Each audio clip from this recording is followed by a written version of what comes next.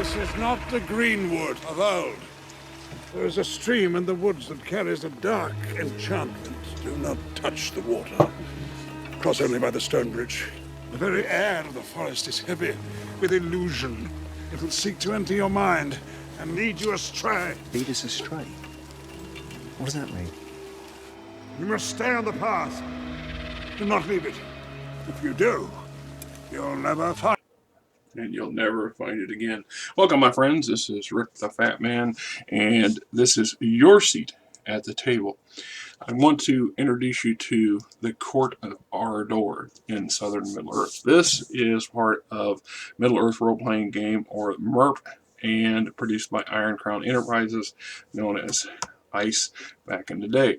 This is, or was, a rare gem in MERP and in gaming in general, but MERP specifically. And what I mean by that is this is one of the first 6 modules or supplements that were produced for MERP, and it became kind of obscure in our neck of the woods, in my neck of the woods anyway. So when I was a young man, I quickly bought as many, all the early books that came out included Bree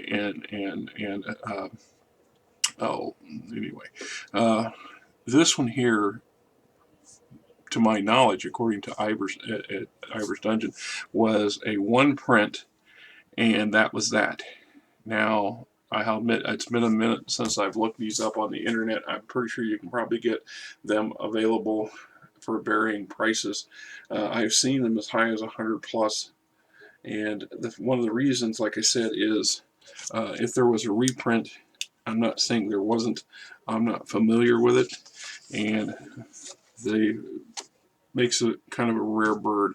Copyright is 1983, 2 years before I graduated from high school. I've been 16 years old, just starting to, I got my driver's license and my car. Anyway, Ivor had already sold out of these some years before because I didn't start buying MERP until probably the mid-80s, 85, 87, somewhere in there, late 80s. Really got into it at that point because I loved the material. So when I got all of that was available at the time, I kept seeing in the back of some of the other books that they listed, you know, here's an example, right? These are some of the early ones produced: Bree, Isengard, Agmar, Umbar, Mirkwood, the 2 Mirkwoods, and then here's Ardor. And that is the first edition role-playing court book. Yes. Anyway, I made a point to let him know, because he went to early conventions back then, and he set up a vendor's table and would buy and sell material from his stocks and from his store, and looking for the rare oddity such as this. And one day, 6 months or so after I had that conversation with him, he told me that he had found a copy and sold it to me fairly reasonable. One of the things that make it a little different, well, first off, I got a bunch of material written on here. So the first set adventure, the ultimate quest, second toughest module to date, levels 3+, average encounter is the equivalent of 14th level. Right? The Court of Ardor. Let me pass this section here. Move on to introduction. Within this book is held the tale of the history of the land known as the Mumakan and the organization of evil known as the Court of Ardor. Also told us the story of preparations for the court for the cataclysm, which, if were to occur, would have dire repercussions not only for the lands of the Mumakan, but all of Middle-earth. Long ago, in the dim past of Endor, elven lords came to the southern land, to a land swathed in warm mists and overgrown with yet beautiful trees and vines, inhabited by all manner of creatures. It was vastly different from the forests and plains to the north. Yet the elves loved it and named it Ardor, or the exalted land.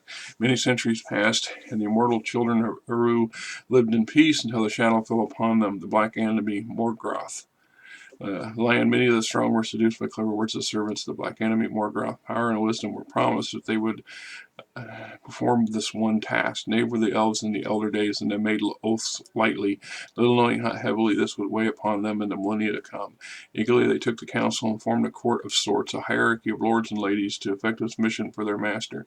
And a darkness of spirit fell upon the land, a harbinger of true dark, which was to follow should their scheme come to fruition. Ages passed, and the younger children came and settled in Ardor, giving it a name in their own tongues, the Mumakan, after huge beasts which roamed the region. But Ardor was still it was to the court, and Ardor it would be again when the eternal night fell upon the middle earth. So it says his history and purpose. We'll do a little bit of an overview. I'm not going to read the whole thing. The court was formed by the waning years of the first grade of Ardor, when Morgoth, the back enemy, still ruled.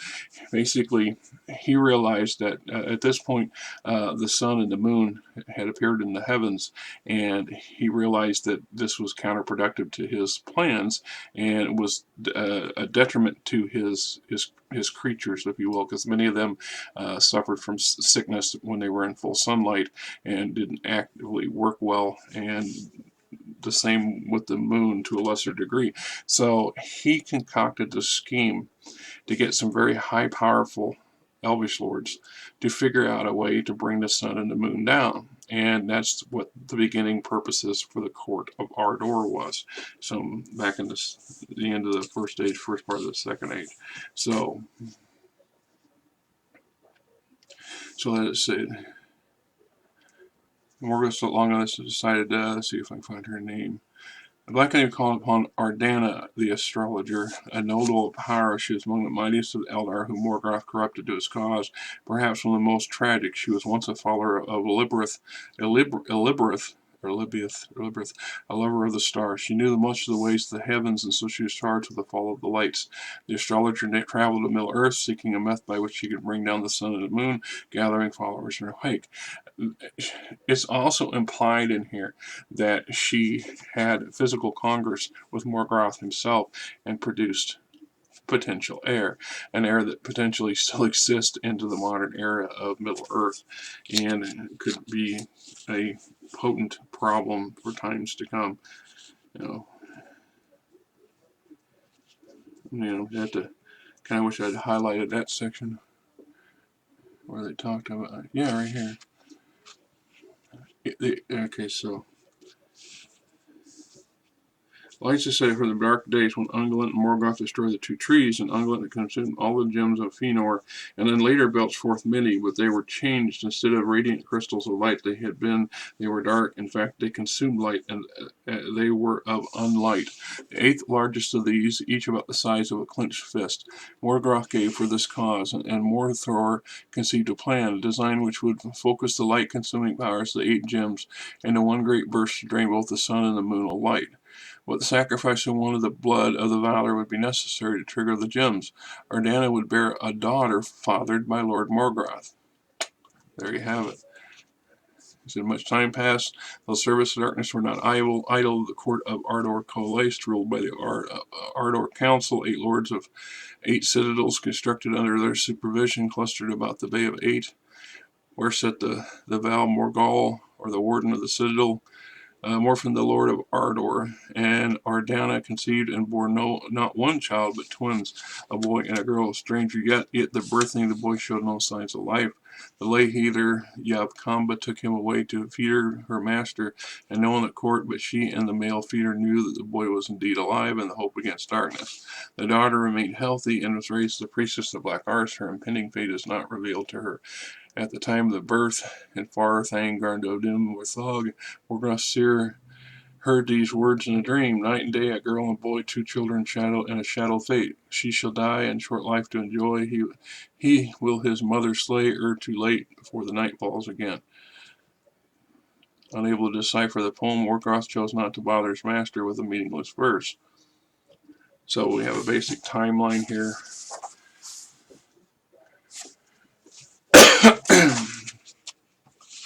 The first age year of the 2 trees.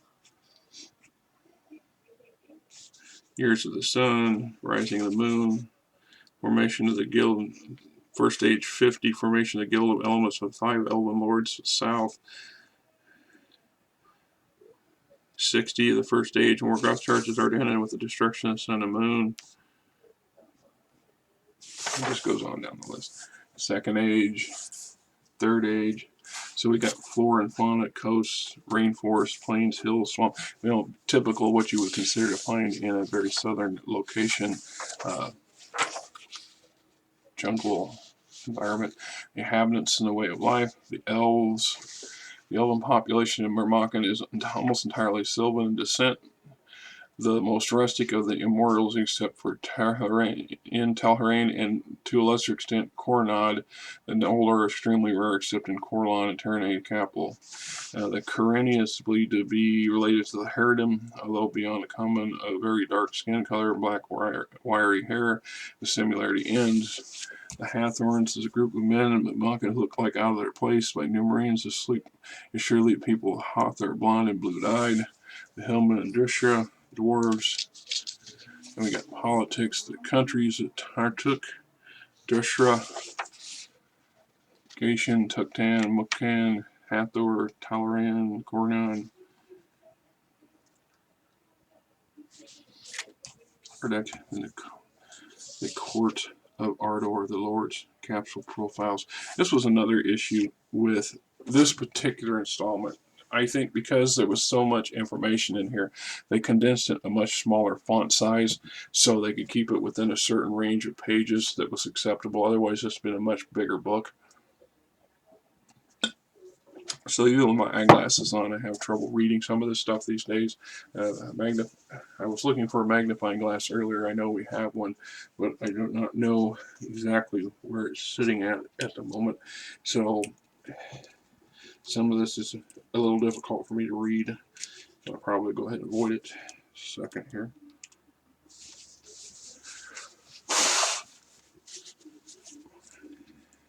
Okay, like I said, I've got some. My equipment has some options and things, like this headset has a little button I can attach to my lapel here or my shirt and allow me to turn the sound up and down or off. So a moment ago when I blew my nose, I just said, excuse me, and shut hopefully the sound went off. If not, I duly apologize. So here's a listing of all of these various current lords, and we'll just pick one and see if I can what I can get here. Kelikar is 6'8" with silver hair and pale gray eyes and silver, even for an elf, is striking in appearance. He is the recorder of Ardor and the council's living computer. Although properly of the Helms, and so supposedly tied to the realm of channeling, Kelikar is a seer, possessing powers of the mentalist ring. He has a condescending and sarcastic manner and has few friends besides Thurkax, even for a lord of Ardor. The scholar wears black, featureless, voluminous robes, hooded and fashioned after those of the Durin Testran, the sisterhood of mentalists, and no doubt in mockery of that institution founded and controlled by Peter. So there's just an example of many of the possible ones. Lords of Ardor and their powers, the Lord of Darkness. Here's the stats and specifics for the Ardana, the lady, and her equipment, weapons, and items of choice. Other key individuals in here and their stats. Lords of Water, of Helms, Lords of Earth, of Orbs, Lords of Fire, of Staves, Lords of Darkness. There is a bit of a card deck theme going on here, I noticed. Lords of Air, of Swords, Lesser Lords, standard court magic items, suit of orbs, suit of helms, suit of swords, Ardor sigil captains, abilities charts, cards of Ardana. Much of the lore has been written concerning the powers of the Ardan deck, a deck of cards, a set of cards with mystical properties.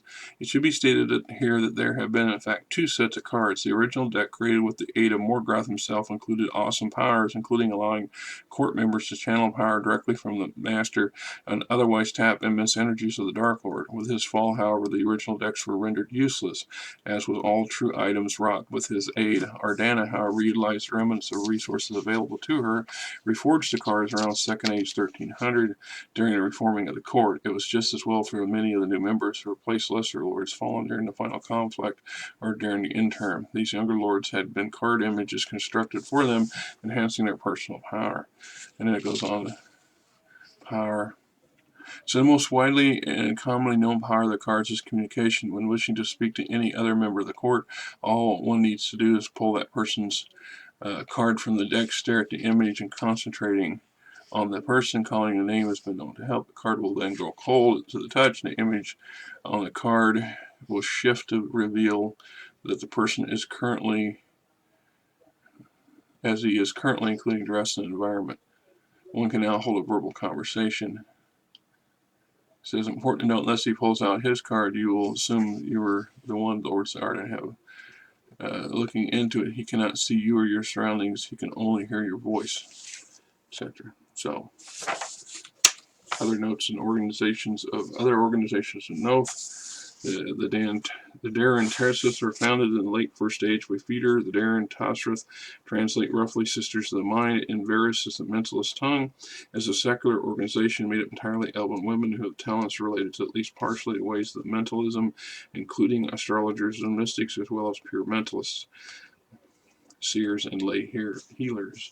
Then there's the Tai Arana, led by a trio of regal noble Noldar, who chose to be known most simply as the Three. The people are Anna, settled in Gresham and built many sophisticated structures of metal and stone, all beautiful and magical.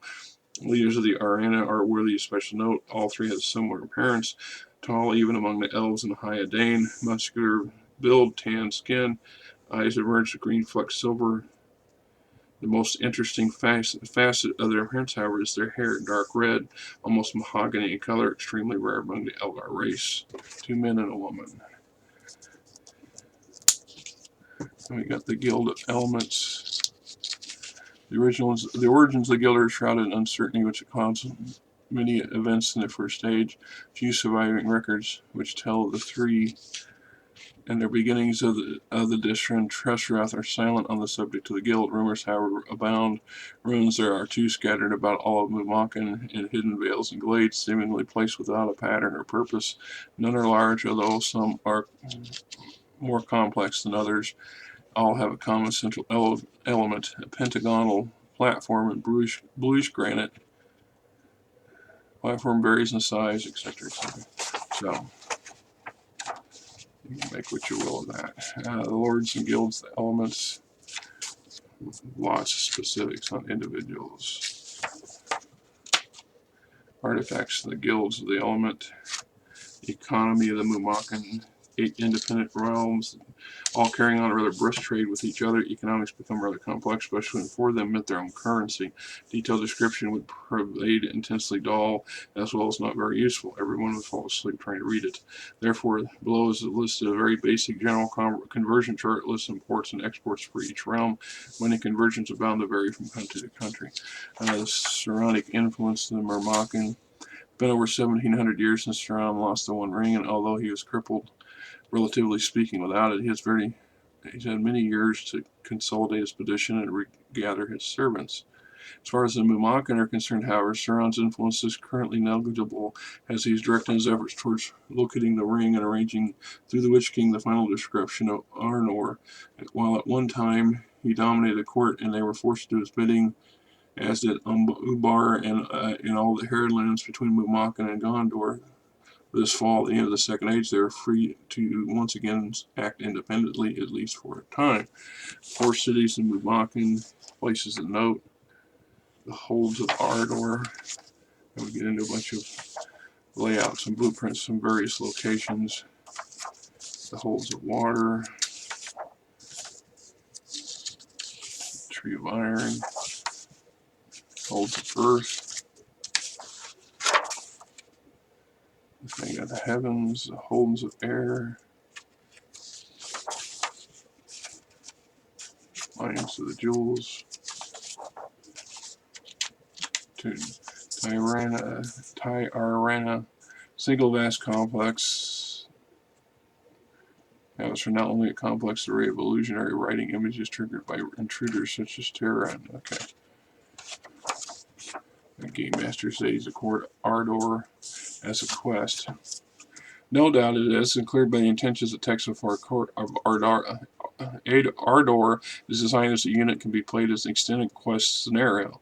Central figure being Moran, who must slay his evil mother to prevent the downfall of the sun and the moon. Moran cannot do it alone, and certainly the other players will desire illustrious backgrounds for their characters. Below are a few suggested histories: a younger prince, an unknown child, Kurani or Kurnin's nobleman, blah blah blah. Notes on the completion of the quest. Finally, there is just one gem of unlight remaining for the court to recover. It is in the castle of Kurnak, in a ruin of northern Teleran, and in a special case made of Kagora material which will block all magical emanations to prevent its detection. Naturally, the court is eager to collect a gem, and its minions everywhere seeking it. Thanks for the player characters. Book of the Ardax. Various stats and poisons for the movement and miscellaneous indigenous beasts, master military chart, Ardor in third age 795, Ardor in third age 3000, 3000 third age, Ardor no longer exists as a unit.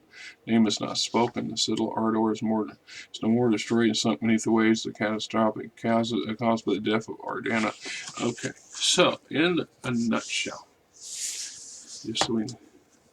this is where we're talking about the location, and this is where the Oliphants are originating from, the big, great, massive beasts and the Murmokans. So in the battle of Minas Tirith, we see a battle array of these giant elephants, and that's where they herald from. These lands, and the idea behind it is that this is a powerful court, most of the evil people, mostly elves, but other humans that have gotten involved in it. And there's a plot. The descendant of Morgoth, a living descendant of Morgoth, and this very powerful, I loathe to call her a witch, because that's not what she is, but she's a very powerful individual who heralds from the ancient time, and this plot to bring us down the sun and the moon, a very real plot that's still plausible. They have everything they need but one remaining stone of unlight, and this is where the player characters get to become involved, acquiring this thing, finding it, preventing it from getting into the hands of the bad guys, or perhaps they're already guarding it, and their job is to prevent it from getting into the hands of the bad guys, and to help the male heir of Morgoth to defeat his mother's insidious plot to plunge the world into a new darkness. The potential here of another Sauron is not unheard of, which is one of the reasons Sauron's power is not as strong here as it once was, and that they recognize Morgoth, even though Morgoth is gone. So, this is the court of Ardor, the map. The only reason I took it out of the book is because it was already loose in the book. And the court of Ardor.